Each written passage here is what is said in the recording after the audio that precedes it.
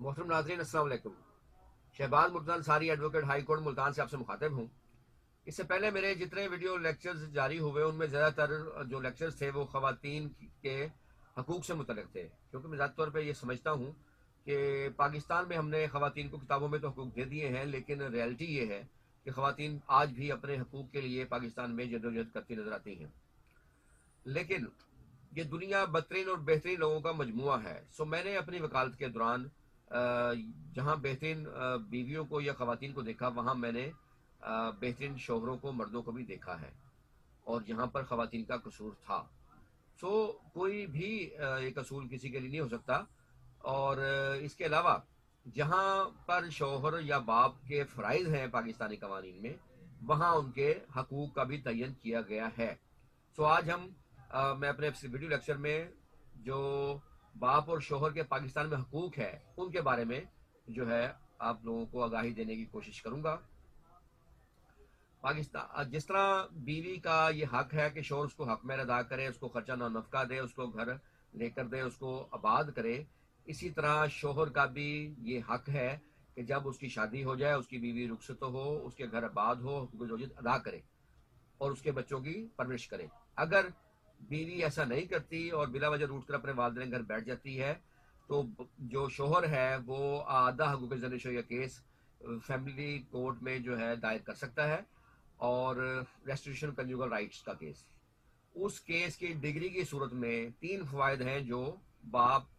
और शोहर को जो है शोहर को हासिल होंगे। सब नंबर 1, उस केस की डिग्री की सूरत में शोहर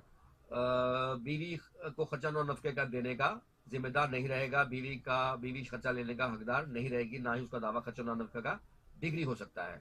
इसके अलावा जो बीवी है वो उसकी अगर कोई जदाद होगी तो अदालत को ये अख्तियार है कि वो उस जदाद की कुर्की कर सकती है। और लाहौर हाई कोर्ट ने अपने फैसले PLD 2016 लाहौर 140 पेज में ये करार दिया है कि अगर बीवी रूट कर बैठी हो, घर आबाद ना करे, तो और शोहर के पास ज़नशोई की डिग्री हो, तो अदालत जो है उस डिग्री के तहत उसकी जदाद को कुर्की कर सकती है। मजीद बराम, अगर ज़नशोई की डिग्री शोहर के पास हो और इस डिग्री के बावजूद भी इजरा दायर होने के बावजूद बीवी घर आबाद ना करे, तो शोहर दूसरी शादी करने के लिए मुतलका यूनियन कौंसिल से इजाज़तनामे के लिए अप्लाई कर सकता है, और ये दूसरी शादी करने के लिए एक बेहतरीन ग्राउंड होगा।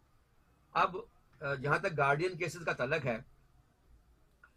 जिस तरह बाप का फर्ज है कि बच्चों को खर्चा अदा करे, उस तरह बाप का ये हक है कि बच्चों की मुलाकात करवाई जाए। अगर कोई मुलाकात नहीं करवाता तो दफ़ा 12 गार्डियन एंड वार्ड एक्ट 1890 के तहत बाप जो है दरखास्त मुलाकात गुजार सकता है, जिसमें कोर्ट नाबालिग स्नान से मुलाकात का हुक्म सादर कर सकती है। और उस हुक्म के बावजूद अगर बाप से मुलाकात नहीं करवाई जाती तो अदालत को दफ़ा 45 के तहत अख्तियार हासिल है कि ना मुलाकात ना करवाने वाले को अदालत जुर्माना भी कर सकती है और अदालत जो है उसको जेल भी भेज सकती है। इसके अलावा अदालत दफ़ा 100 के तहत, ज़ाब्ता फौजदारी की दफ़ा 100 के तहत बच्चों की बरामदगी के लिए वारंट भी जारी कर सकती है।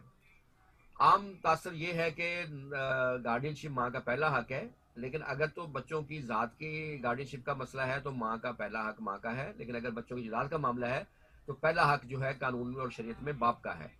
इसके अलावा माँ चंद सूरतों में इस हक से महरूम हो जाती है। अगर माँ किसी गैर मर्द शादी कर ले जिसका बच्चों से कोई तल्लक ना हो, या नाबालिगान को इतनी दूर ले जाए कि वो जो है बाप से मुलाकात कराना मुमकिन ना हो और बाप से दूर ले जाए उसको, या वो गैर अखलाकी ज़िंदगी गुजार रही हो, या वो इस काबिल ना हो कि नाबालिगान की दुरुस्त परवरिश कर सके, तो बच्चे जो हैं नाबालिग बाप को मिलेंगे। इसके अलावा मुख्तलिफ मसालक में भी बाप के हकूक़ का तयन किया गया है। सुन्नी लॉ के तहत 7 साल के बाद میل چائلڈ باپ کو مل سکتا ہے، اور فیمیل چائلڈ جو ہے وہ بلوغت کے بعد باپ کو مل سکتی ہے. خاص طور پہ اگر ماں کسی غیر شخص سے شادی کر لیتی ہے تو مناسب نہیں ہوگا کہ بچی جو ہے وہ سگے باپ کی بجائے ستیلے باپ کے پاس رہے، اس لیے وہاں بھی بچی باپ کو مل سکتی ہے. جبکہ شیعہ لاء کے تحت میل چائلڈ صرف 2 سال کے بعد باپ کو جو ہے وہ مل سکتا ہے. اس کے علاوہ جہاں تک خرچہ نام نفقے کا تعلق ہے تو باپ شرعی و قانونی طور پر 18 سال تک لڑکے کو خرچہ دینے کا پابند ہے، میل چائلڈ کو،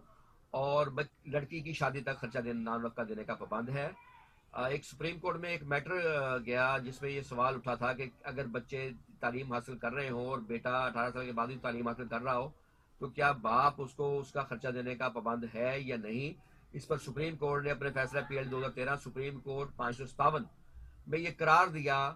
کہ باپ ہر صورت میں صرف 18 سال تک ہی خرچہ نفقہ نابالغ کا دینے کا پابند ہے، چاہے وہ بعد میں تعلیم بھی حاصل کر رہا ہو. پابند نہیں ہے، قانونی طور پہ باپ سے کلیم نہیں ہو سکتا. ہاں اگر بچہ ڈسیبل ہو، شدید بیمار ہو، تب اس اور کچھ کرنے کے قابل نہ ہو، تب باپ اس کی بیماری کا اس کو تندرست ہونے تک خرچہ نفقہ دینے کا پابند ہے، چاہے وہ 18 سال کے بعد چاہے جتنے سال بھی وہ بیمار رہے وہ باپ خرچہ نفقہ دینے کا اس کا پابند ہے. اس کے علاوہ جب خرچہ نفقہ دینے کی بات آئے گی کورٹ نے باپ کی انکم کو مد نظر رکھنا ہے. اگر اس کی انکم کتنی ہے اور اس کی انکم کو مد نظر رکھتے ہوئے نابالغان کا خرچہ نفقہ عدالت طے کرے گی. اگر کوئی شخص غریب ہے تو اس کا انتہائی معمولی خرچہ نفقہ طے کیا جائے گا، اور اگر باپ امیر ہے تو پھر اس کو خرچہ زیادہ دینا پڑ سکتا ہے بچوں کو، لیکن اگر غریب ہے تو اس کو معمولی خرچہ جو ہے کورٹ تو ہے اس کو طے کرے گی. جہاں تک سماجی جہیز کا تعلق ہے وہاں پر محض رسیدات دے دینے سے اور محض جو لمبی چوڑی فہرست بنانے سے سماج جہیز کی دعویٰ ڈگری نہیں ہو سکتا. اس میں خاتون کو یہ ثابت کرنا پڑے گا کہ جب یہ سمان جہیز اس کو دیا گیا اس کے باپ اس کے بھائیوں کی انکم اتنی تھی کہ وہ یہ سمان جہیز دینے کی استطاعت رکھتے تھے. کسی بھی قانونی مشورے کے لیے آپ ہماری ویب سائٹ www.s&alassociate.com اور ہمارے فیس بک لا پیج www.facebook.com/salaassociate یا ہمارے واٹس ایپ اور ایمو نمبر 0333618191 کا وزٹ کر سکتے ہیں، اور کوئی بھی قانونی مشورہ جو ہے وہ فری کر سکتے ہیں.